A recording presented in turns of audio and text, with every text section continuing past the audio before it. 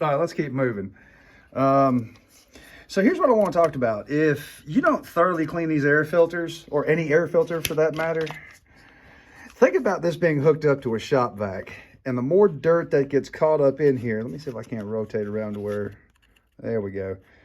See how that's really packed in those pleats right there? What happens is this shop vac right here will start to pull this particulate through the filter.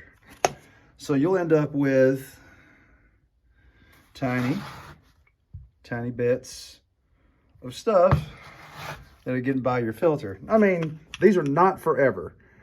So, I mean, you're going to have to replace it eventually. But, some regular maintenance will make this last longer. They're expensive. Or you can switch to a foam filter and wash, lather, rinse, repeat. And you're not stuck. Because it's cost effective to go to a foam filter. I think these are like 35 bucks or something silly. A couple of these a year over the life of the saw. Or, once a year if you're light use, medium use. But in commercial work, you're going to need, at some point in time, this thing's going to get clean. All right, let's keep moving on. I do want to take a look. These guys have switched back over to Ultra. So no tool marks, no two marks, haven't been peaking yet. So let's take a quick look in here and see if we just can't get, and I got no info on this. Hey, if you drop your shit off at the shop, do me a favor. Hell, I even gave these guys some of my paper tags and just said, would you write on there what's up? And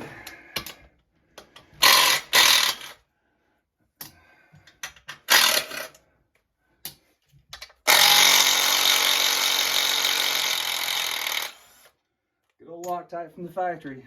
Come on.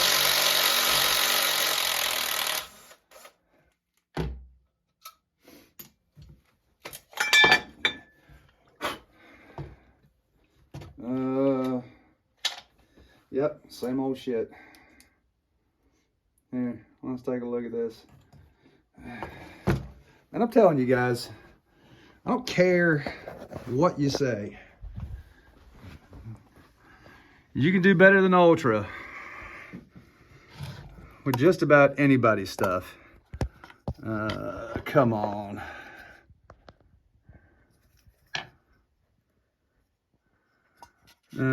We got that carbon glazing on the piston in there.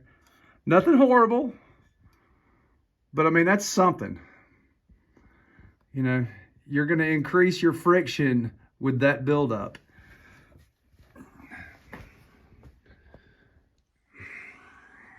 Let's dig into this a little bit more. But, again, I'm not surprised.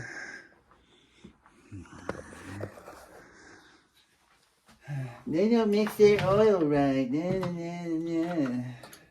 Look, I'm telling you, I don't care what you do with fucking Ultra. It's, looks like there's a little bit of both in here. No, that's pond water. Looks a little heavier. Here's a good, this is what I'm talking about. You ever put a new fuel filter in? Let's zoom in. It's hard to see, it won't focus all the way down in there. Come on. But you can see the sediment in the gas tank. And you can see all the particulate floating in here. Now, while I'm working on this saw, that'll float out, or that'll settle to the bottom. Nothing wrong with that. But we'll use some compressed air, get that cleaned out, get a new fuel filter in here. I'll show you one more thing. So back when we had the older style filters, they would actually sell you a replacement cartridge. Don't yank on your fuel line. Get up underneath it and pry that off so you don't put a tear in this, because that's not good. So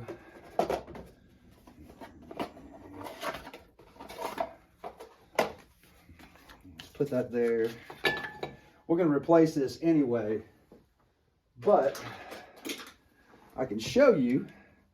These will pop off, and they used to sell replacement cartridges, and that's not a thing anymore. So you can see, I'll take you in here a little closer, that it's definitely time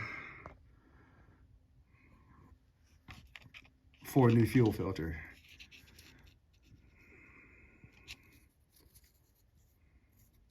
I mean, I can feel the grit on the outside.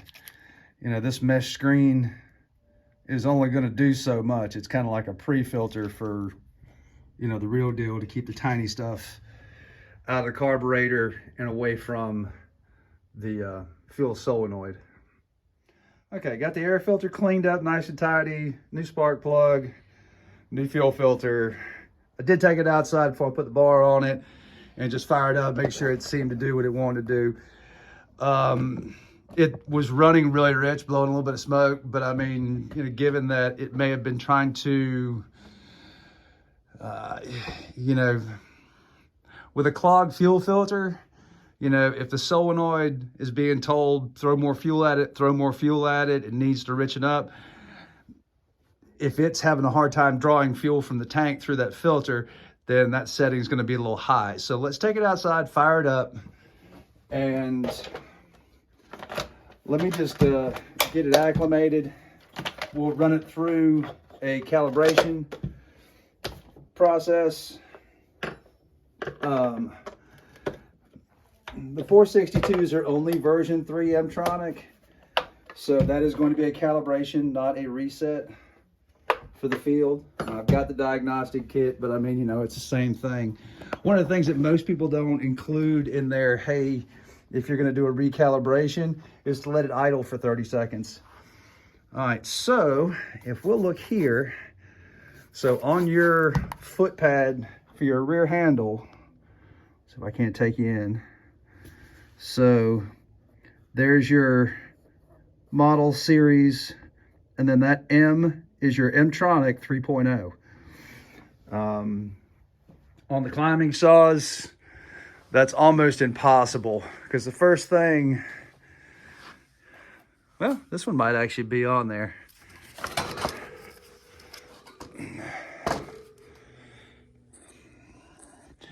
These get so scuffed up. This looks like it's version 2. I don't know. That's a horrible place to put that. But then again, I mean, there's no real good place to put it. But, you know, on your rear handle saws, it's always going to be on the ID tag right there. So, a little tidbit for you. Let's take this outside before we drag this out any longer. I feel like, and the saw sounded healthy. Let's just fire it up and see how she does, and then reset it.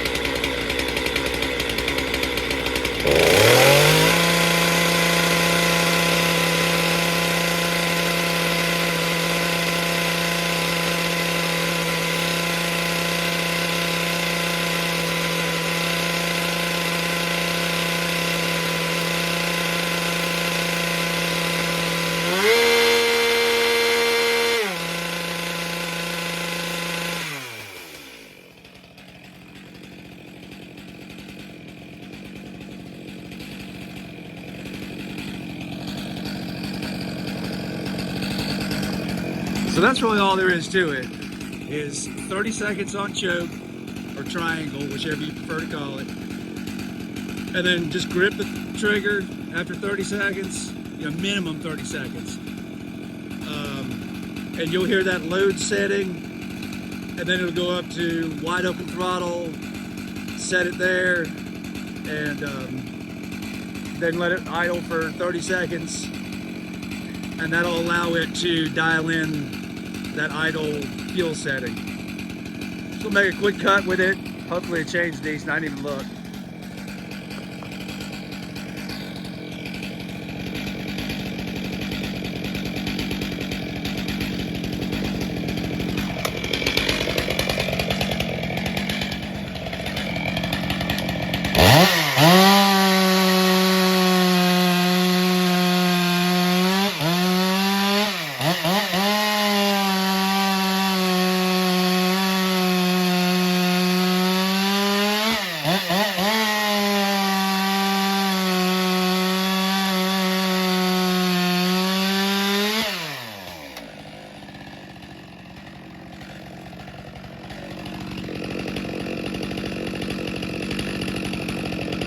There you have it. For that little bit of running, the chain looked awful dry. There's just no additional oil. And I can't believe that I've worked on this saw before and didn't double check. But if I take you in here and look, that's as far as I can zoom in. All right. See that round pin? And that flathead is your oil adjustment. So let me back you out. This, maybe it's easier if I do it with a scrunch, and that way you can see the actual travel. Your 500s are like this, your 661s are like this. Okay, so that's minimum amount of oil, and then you want to go clockwise. Now, it's hard to tell, but that's like 1/8 of a turn. So what we need to do is I'm going to take a punch, and I'm just going to lightly tap this down. This is like a T15. It fits right on top of that. See how the sound changed? Make sure that's all the way down. Come on. I hate wearing glasses. I miss my great vision. That whole turn 40 and your eyes give up the ghost. All right, that's flush. Let me take you in there real tight. And this will give you full range of zoom. All right, so now when we look in there, that spring roll pin is flush with the bottom of the oil pump. And now zoom out. So there we are where we were, and there's your last quarter turn. So you have a full 90 degrees, not right there where it used to stop, but right there. So now we can prolong the life of the bar on a 462. All right, hope y'all enjoyed that. Have a great day. Don't forget to hit that like button.